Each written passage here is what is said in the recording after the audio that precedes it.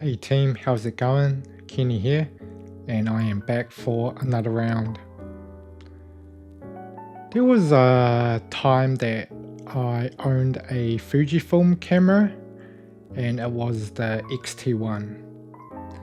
That camera fascinates me, like with the retro styling and design, loving the dials and all those sort that's just making it look retro. Also their film simulations, they made it, look like film.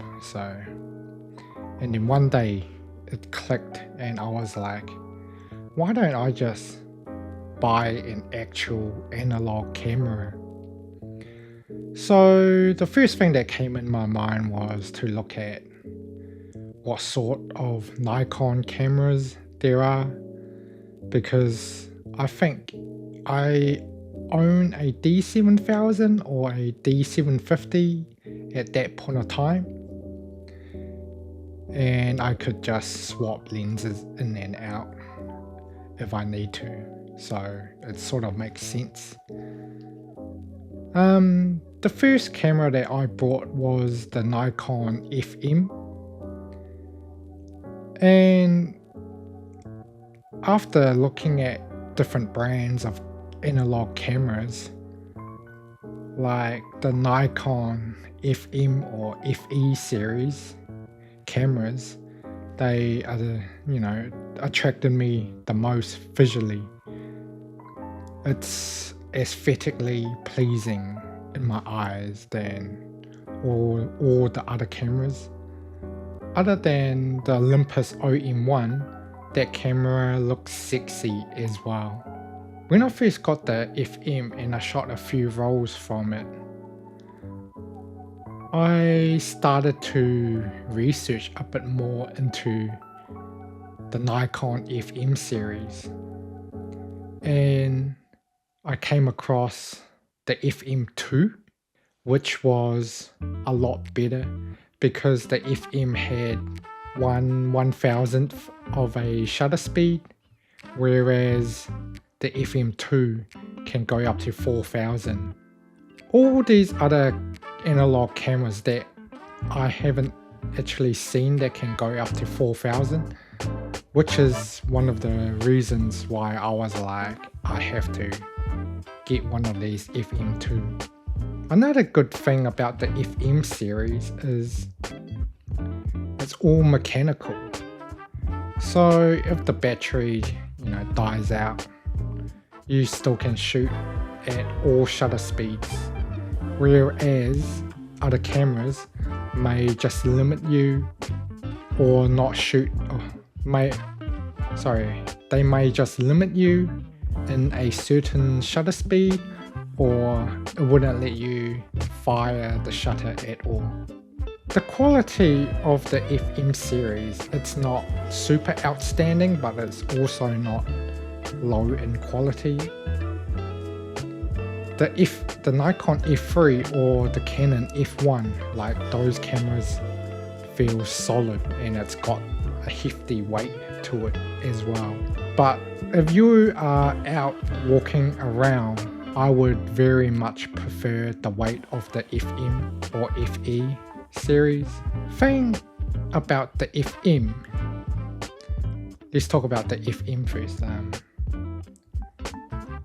That camera is actually pretty good, but there are a few things that I don't like about it, and it is the shutter button. That button is a bit pointy, and at times it's uncomfortable to press, because it just feels a little bit pointy, and I would much prefer a flatter shutter button. Or it can be fixed though, because you will just need to buy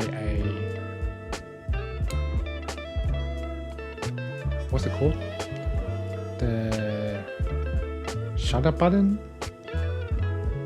Anyways, you know what I mean. Shutter dial button? But I never use any of those because I would prefer just as it is. Now, the FM2 is much more improved to the FM.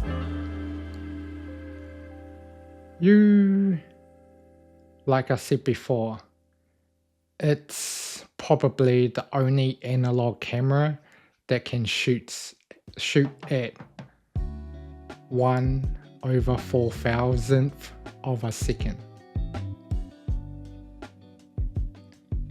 And I think, I'm not quite sure, but I think the viewfinder may also be a little brighter than the FM, but majority of it is pretty much the same. They also fixed the shutter button as well, because it's no longer the pointy button, which is probably why it has been changed. So comparing the FM and the FM2, there isn't much drastic changes other than you can shoot at 1/4000th of a second. Also, the shutter button has been changed into a more flatter one, which is a good change. So yeah, the main selling point of the FM2 could be just a titanium shutter, which allows it to shoot at 1/4000th of a second. Now, the difference between the FM2 and the FM3 isn't really that drastic either. It does have like a film window that you can see through the back. So if you forget what film you are shooting with, that can be helpful. Also, the dials had been changed a bit, and I feel like the FM3 dial is a little bit too stiff. So yeah, it just doesn't really feel that great when you change the shutter speed. Also, the left hand side dial, the rewinder knob thing, it no longer have the switch that you have to hold on to open up the film door.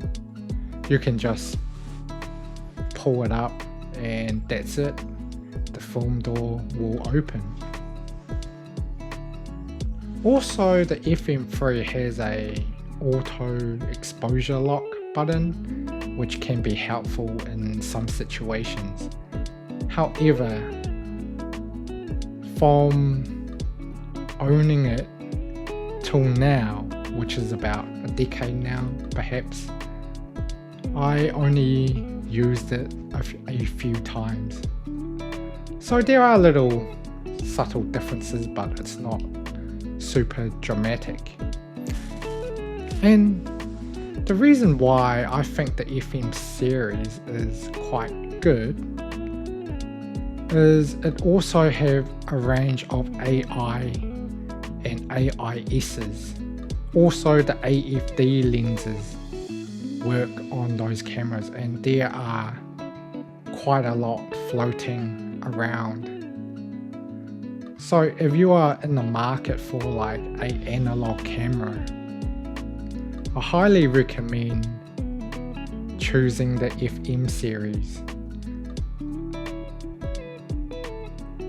It is a little bit pricier compared to the others, but I think it's still worth the money, and I don't think film is going away anytime soon. So now let's have a recap. One main reason is it's a mechanical camera. If you get the FM2 or the FM3, you can shoot at 1/4000th of a second, and that could be really helpful if you want to shoot wide open during daylight. Third reason is quite simply the range of lenses that you can use if you would like to grow your selection of lenses. You can't go wrong with the Nikon F mount because there are plenty of them floating around. 3, it's a very good looking camera, and by now, even Nikon right now in 2025, Nikon literally remade the FM2, or actually I would say they remade the FM series. So essentially the Nikon ZF could actually be called the Nikon FM4. But yeah.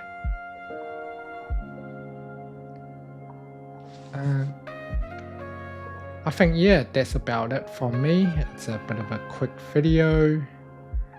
Maybe I may sound like a Nikon fanboy, but not really, but I'm just saying.